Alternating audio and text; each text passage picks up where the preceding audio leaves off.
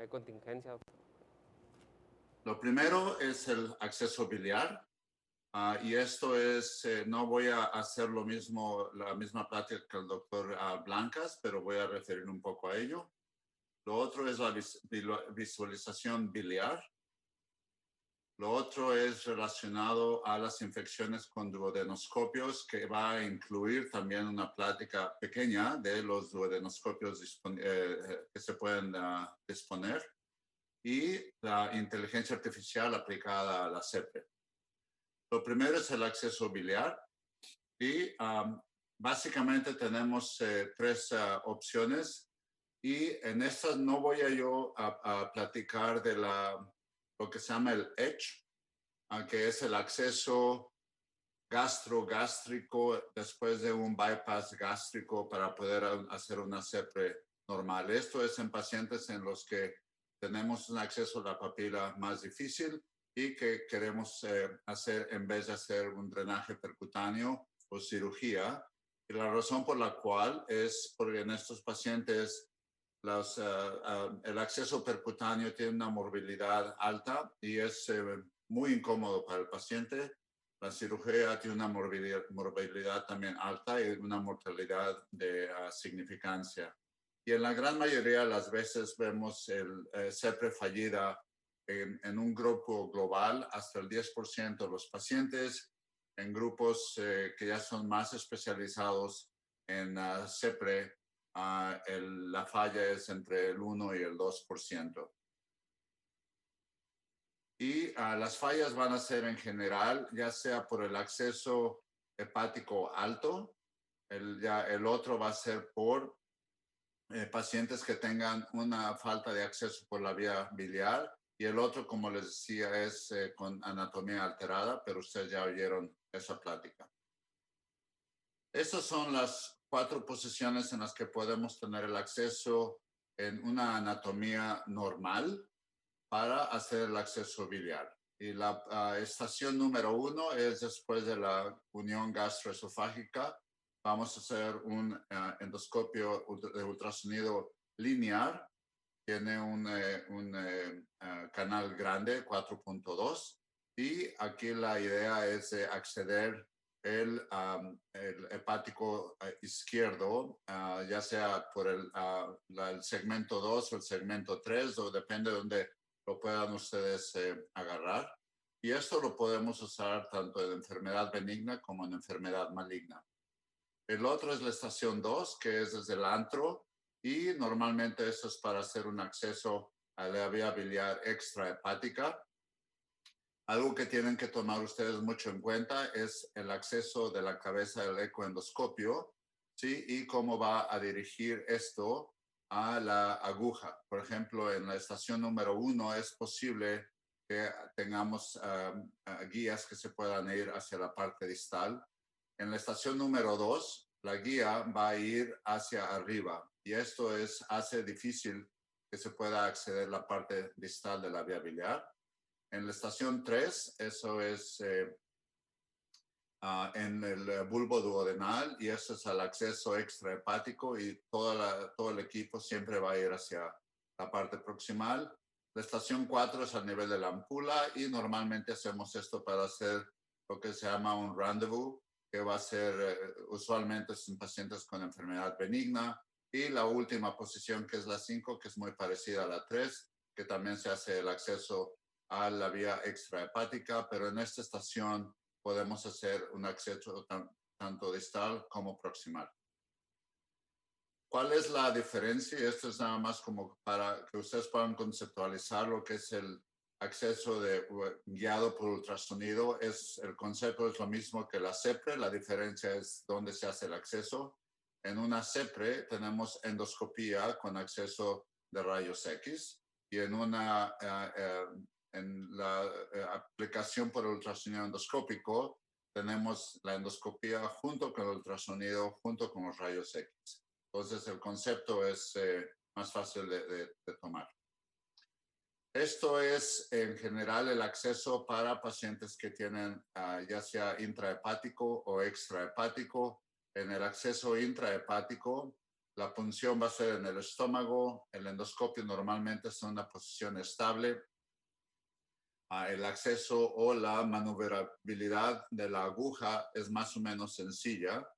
Sí, y hay que tener cuidado porque la mayoría de los vías biliares que vamos a acceder son vías biliares que no son muy dilatadas. Necesitamos por lo menos 4 milímetros para poder entrar y pasar la guía, y eso se puede hacer con una aguja de 22 y una guía de 0.018, o si la vía biliar está muy dilatada, se puede usar una aguja de 19 y acceder con una guía de 0.035.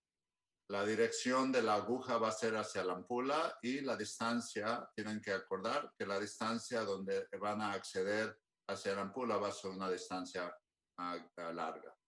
Para acceder a la vía extrahepática, para hacerlo más sencillo, vamos a tener una posición larga y una posición corta. La posición larga es cuando queremos acceder.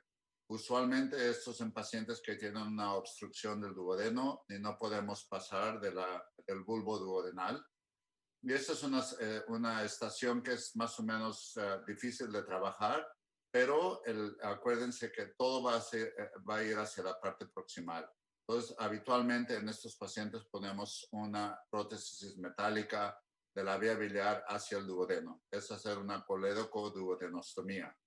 Hay ahora agujas que se pueden rotar 360 grados, pero no son tan sencillas de utilizar. Y finalmente, esto es en el acceso corto, es cuando no hay interferencia duodenal y se puede mantener una posición muy parecida a la de la CEPRE y el acceso va a ser extrahepático. Y esta es una posición que utilizamos para acceder a la papila, pasar una guía y hacer lo que se llama el rendezvous. Esta posición es más o menos sencilla, pero el endoscopio va a estar en una posición inestable. Lo que eso quiere decir es que cuando ustedes apliquen la aguja y traten de pasar la guía, pueden salirse de la posición. Puede ser un problema, pero con práctica eso lo pueden lograr bien. Y estas son fotografías de varios pacientes. Este es un paciente con un acceso en la parte izquierda alta. Es un paciente que estamos accediendo desde la posición número 2, una posición larga del duodenoscopio. Y ustedes ven ahí cómo hay contraste ya en la vía biliar y se pasa una guía y después esa guía se puede pasar a través de la ampolla. ¿Sí? Y después el ecoendoscopio se retira y se utiliza el duodenoscopio entonces para atrapar la guía y hacer una CEPRE en posición regular. En la serie de fotografías en la parte baja, ese es un acceso desde el conducto hepático izquierdo. Ustedes ven el ecoendoscopio está a nivel de la unión gastroesofágica. ¿Sí? Y en estos pacientes la obstrucción es distal, como pueden ver aquí es justo abajo del ilio, y este paciente el acceso fue a través de la vía izquierda alta, pasando la guía a través de la ampolla y poner la prótesis desde la parte alta hasta abajo, como ven acá, sin problema. Las ventajas de esto, de hacer el ultrasonido ecoendoscopio guiada, la vía biliar guiada por el IOS, ventajas es que esto se puede hacer en la misma sesión que una CEPRE fallida, lo que quiere decir que es un acceso más rápido y tiene menos, el paciente no va a tener la necesidad de regresar a otro procedimiento. Se adapta esto a la anatomía, lo que lo hace que sea un proceso más salvo, y el drenaje es totalmente interno, que eso mejora la calidad de vida del paciente. Desventajas de esto, existen varias. Uno, la cantidad de pacientes que son candidatos para esto en general es baja. ¿Por qué? Porque en general todos somos buenos para hacer la CEPRE, entonces necesitamos poco para hacer esto y no somos muchos los que estamos entrenados para poder hacer este tipo de procedimiento. Y lo otro, que es la complejidad del procedimiento y que no hay equipo que esté especialmente dedicado para hacer esto. Tenemos que estar improvisando cosas que hacemos para la CEPRE para poder aplicarla en esto. Hay varios estudios en que se ha demostrado que cómo les va a estos pacientes después de hacer el acceso biliar guiado por el ultrasonido. Este es un estudio, un análisis multicéntrico, 483 pacientes, y esto compararon el drenaje por CEPRE, así como el drenaje por ultrasonido endoscópico, y los resultados fueron muy parecidos para todos los pacientes, con buenos resultados y con una reintervención baja y con efectos adversos también bajos. Este es un metaanálisis de pacientes que se les hizo hepatogastrostomía en la parte alta. Esto es una coledocoduodenostomía y ustedes lo que pueden ver es que el éxito técnico y el éxito clínico es muy parecido entre las dos, pero vean que los efectos adversos pueden ser grandes y estos efectos adversos pueden incluir que la prótesis se vaya a la cavidad peritoneal, que se separe el hígado del estómago, que haya sangrado, etcétera. Esas son las tres más comunes. Este es un estudio que se hizo recientemente de la Universidad de Florida y lo importante de esto es qué es lo que sucede en pacientes que van a un centro experto de CEPRES. Estos son 1,000 pacientes con CEPRES consecutivas y de estos se excluyeron casi la mitad porque ya tenían una intervención biliar antes. Entonces, de 524 pacientes que había, 9.4 de estos pacientes, 9.4%, se les hizo porque la tenían una CEPRE fallida en la referencia y también que tenían alterada la anatomía en el 2% de los pacientes. Y ustedes lo que pueden ver aquí, para los expertos, lo que falló fue el 1.7% de todos los pacientes, 9 de 524. Y en la gran mayoría de los pacientes la canulación fue efectiva después de un doble atento. Entonces, esto aquí lo que significa es que 0.6% de los pacientes que se refirieron con una papila nativa, ¿sí? De esos pacientes, eso fue el único número de pacientes en los que se necesitó hacer acceso por ultrasonido. Este es un estudio que se va perdón, a publicar ahorita. Todavía no está publicado, pero lo tengo esto por, gracias a Manolo Pérez Miranda en España. Y en la unidad de ellos, que también son expertos en CEPRE, ¿sí? Ellos utilizaron el ultrasonido guiado para hacer la CEPRE en el 7.7% de los pacientes. Y eso no quiere decir que ellos hayan tenido que hacer eso porque la habilidad de ellos de hacer la CEPRE es menor. Lo único que refleja eso es la complejidad de los pacientes que fueron referidos a esa institución.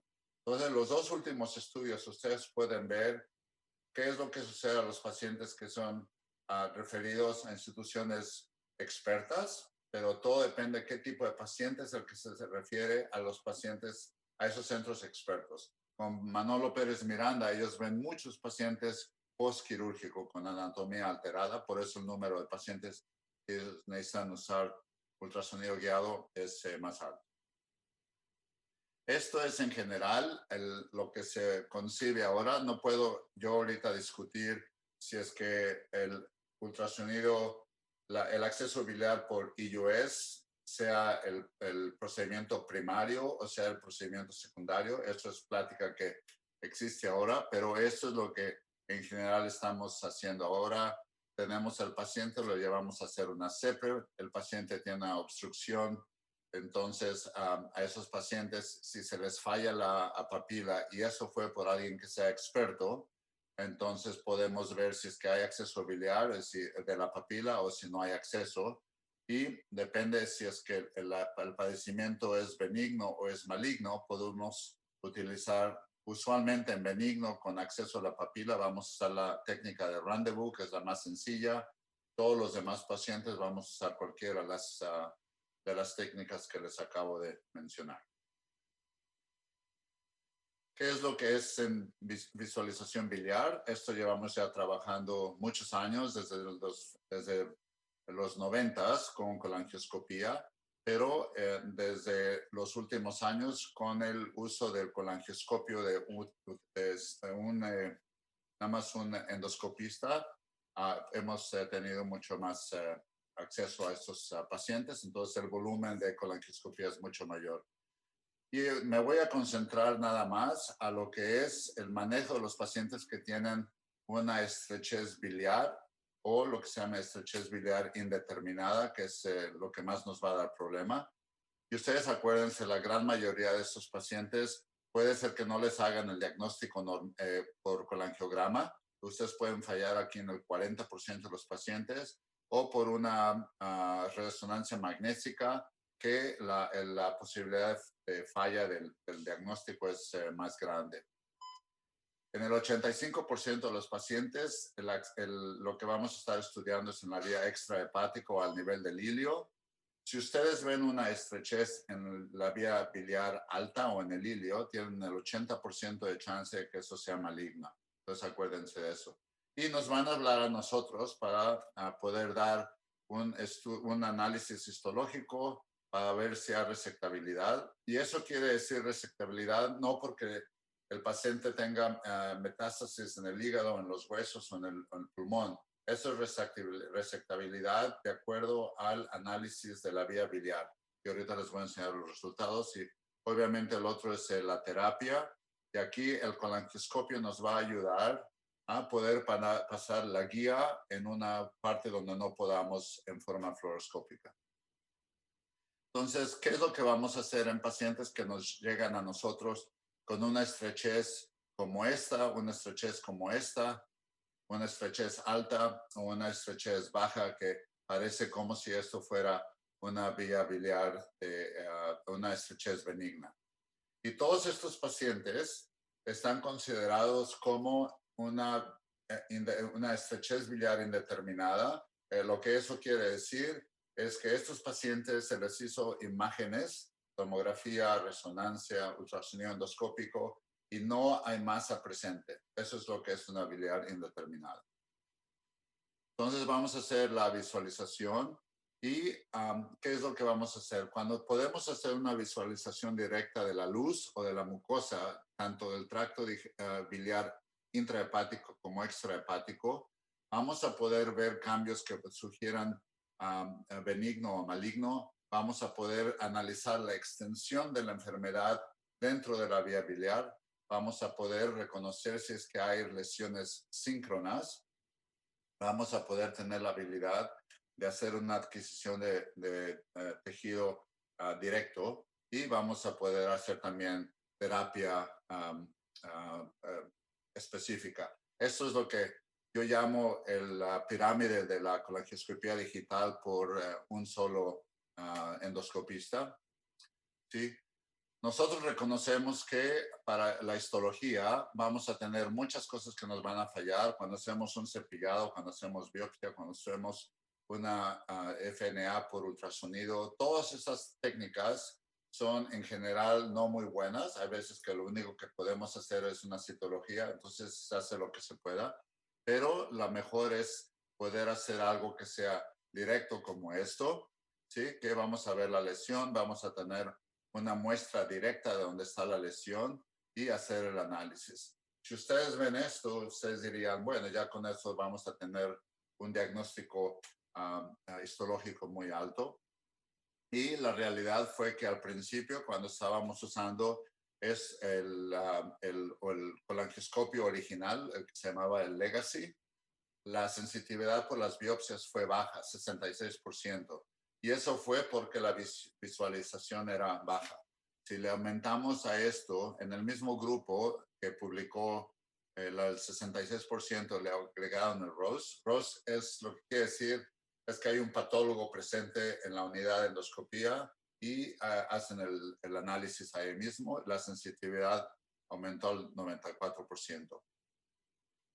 Una de las cosas que es muy importante es cómo vamos a hacer las biopsias. Si vemos una lesión como esa, hay que tomar la lesión y hay que tomar de la lesión donde haya más vellosidad. No se preocupen de los vasos sanguíneos, no les va a pasar nada. Y hay que tomar por lo menos 4 biopsias Si no toman por lo menos 4 biopsias, la sensitividad baja mucho, ¿sí?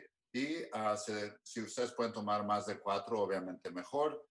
Parte de la razón por la cual nos cuesta trabajo hacer el diagnóstico histológico es porque ustedes tienen que acordarse que la forma en que el colangiocarcinoma se presenta es como una periductal, puede ser infiltrante, puede ser papilar como lo están viendo en el video, o puede ser como esto que están viendo, que sea más razón exofítica o que esté formando una semimasa fuera de la vía biliar. Lo otro es, depende de qué tipo de lesión ustedes están viendo, pero el colangiocarcinoma tiene mucho que se va por la vía submucosa, hay mucha reacción desmoplástica y es muy posible que la forma en la que tomen la biopsia, el tejido sea paucicelular. Entonces el patólogo quizás no les vea muchas células que tomaron. Lo otro es el tamaño de la muestra, el número de muestras y cómo ustedes llevan la muestra hacia el patólogo. Y también una cosa limitante es la interpretación del patólogo, porque ustedes pueden hacer una biopsia muy buena, tener mucho tejido, pero si el patólogo no es bueno en interpretación biliar, es posible que no tengan el diagnóstico. Y lo otro que nosotros hacemos es la citología, tomamos muchas biopsias y ahí mismo aspiramos y mandamos eso a patología y eso publicamos, eso nos ayuda un 10% más de los pacientes. Esto es un estudio que se acaba de publicar, seguramente ustedes ya lo vieron. Es un estudio multicéntrico internacional en el que se comparó la biopsia por cepillado en la CEPRE comparado con colangioscopía. Y aquí no les voy a decir todos los datos esos, pero lo importante fue en este que incluyeron de la clasificación de Bismuth, incluyeron muchos de los pacientes que es un grupo representativo de lo que vemos en la práctica regular. Y ustedes ven aquí que cuando se hizo la muestra por patología, la sensitividad con la colangioscopía igual fue baja para ellos, 68%, pero fue mucho mejor que el cepillado, ¿sí? Y obviamente la especificidad es alta. Entonces, tomar la patología aún en grupos expertos no es la mejor forma de hacer el diagnóstico. Y lo que ellos vieron, que nosotros ahorita les muestro otra forma, lo que ellos vieron es que cuando la impresión visual, ustedes hacen el diagnóstico, van a tener una certeza del 95.5% de que ese paciente tenga una malignidad. Esa es la sensitividad que tienen con ello. Obviamente la especificidad baja, pero la sensitividad sube mucho. Y nosotros demostramos eso hace ya varios años, cuando hicimos un estudio de 108 pacientes y lo que encontramos es en los pacientes que tienen enfermedad benigna, hay varias cosas que pueden suceder. Hay una estenosis, va a haber proyecciones papilares bajas, la mucosa se ve granular gruesa y una mucosa un poco nodular. En los pacientes que tienen enfermedad maligna, lo que es más importante es la presencia de vasos o la presencia de vascularidad aumentada y también la presencia de proyecciones biliformes que sean de varios tamaños. Cuando hicimos esto, la sensitividad por la impresión visual 97% con una especificidad del 93%. Y ustedes ven cuando lo comparamos con las biopsias, ¿sí? En lo mejor que pudimos hacer fue el 87%. Todo lo que ustedes ven va a ser muy indicativo de si es maligno o si es benigno. Y eso es muy parecido a lo que ustedes hacen en una endoscopia regular. Nosotros también hemos aumentado lo que es la tomografía óptica o es una forma de ver la coherencia óptica del paciente. Lo que vamos a ver acá es si es que hay daño de la mucosa, si es que se borran las capas de la vía biliar, si hay nodularidad, etc. Esto lo estamos publicando. Desafortunadamente el equipo para hacer esto ahorita está no al alcance porque la compañía quebró. Pero lo que nosotros vimos es que podemos aumentar el diagnóstico de malignidad haciendo este estudio, hasta 8 veces más de nada más verlo cuando encontramos este tipo de irregularidades como mucosa hiperglandular, hiperreflectiva, o que si se ve como si estuviera a muchos botes en la mucosa. Esto es lo que ustedes van a ver para diferenciar entre maligno y benigno. En las formas malignas, que son las 4 imágenes de la izquierda, lo que van a ver más son las vías vasculares que están aumentadas.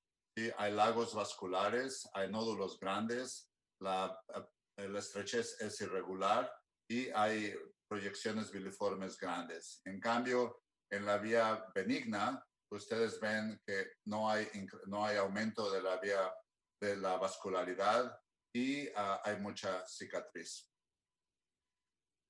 Hay varias clasificaciones para hacer esto y lo importante de esto es para lo que les voy a hablar de la inteligencia artificial, pero hay varias clasificaciones en las que nosotros hemos participado. Está la clasificación de Carlos Robles Medranda del Ecuador y esto es lo último que hicimos y la llamamos la clasificación de Mendoza. Y la razón por eso es porque Michelle Cajele y yo estábamos haciendo una plática en Mendoza y en la noche estuvimos cenando, tomando vino y dijimos, ¿qué vamos a hacer para la clasificación? Desarrollamos el estudio y esto es lo que publicamos.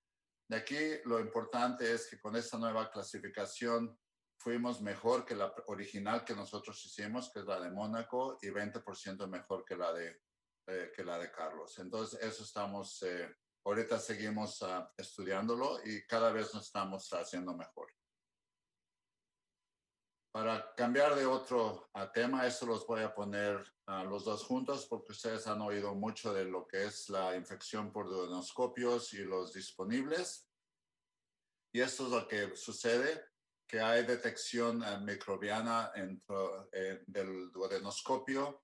Parte de eso es por el tracto digestivo, pasar por la boca, el reproceso de los duodenoscopios, el diseño de los duodenoscopios, etcétera. Entonces hay muchas de las cosas que pueden afectar el duodenoscopio y eso no nada más en el duodenoscopio, eso puede pasar también en cualquier cosa que tenga un elevador, ¿sí? Y ustedes ven aquí lo que ha sucedido independiente del manufacturador, pero hay organismos que son que nos preocupan mucho en el 5%, organismos de bajo preocupación en el 4.4%. En general, tenemos el 9.4% de tener una forma de infección en estos pacientes.